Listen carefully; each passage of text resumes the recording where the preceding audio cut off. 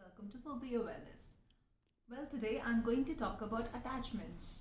Oftentimes, we are caught in a web of attachments. Mother is so much attached to the child is attached to the mother. We are so much attached to our parents, maybe to our partners, to our house, to the materialistic things that whenever these things they move away from us, we often succumb to a state of depression and a feeling of negative despair and all that.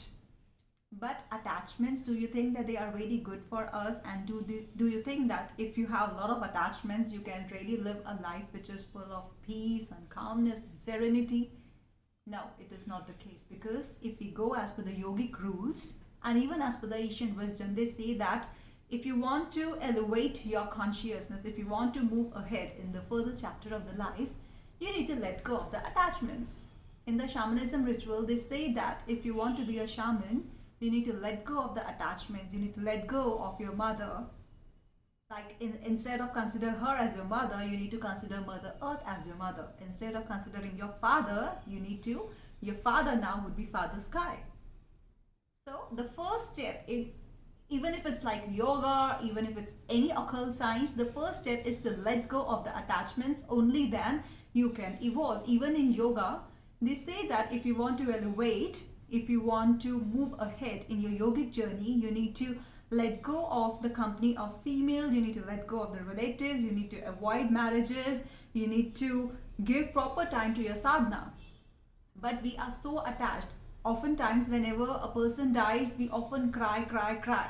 But we should understand that death is just the death of the body and not the soul, because the soul is always immortal. I would like to give you one example. It's not an example, in fact, it's like a real incident that one of the students, she spoke about it. She actually does a lot of soul therapy work.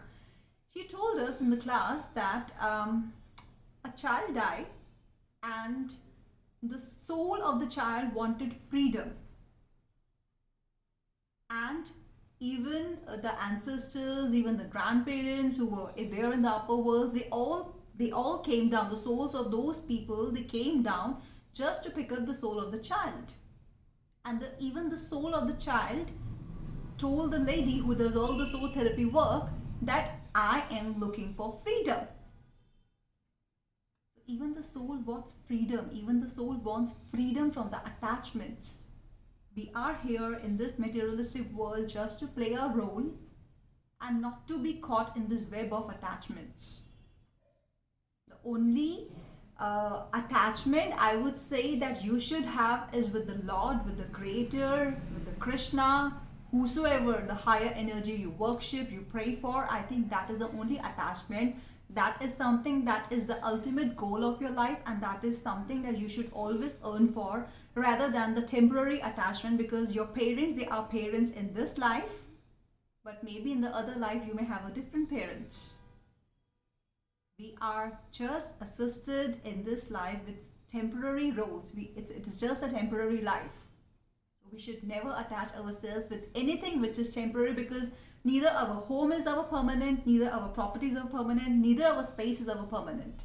Nothing is permanent. Nothing is yours. So the moment you realize this truth, the better it is to live a life which is full of freedom, and it will help you in the long run. Thank you so much.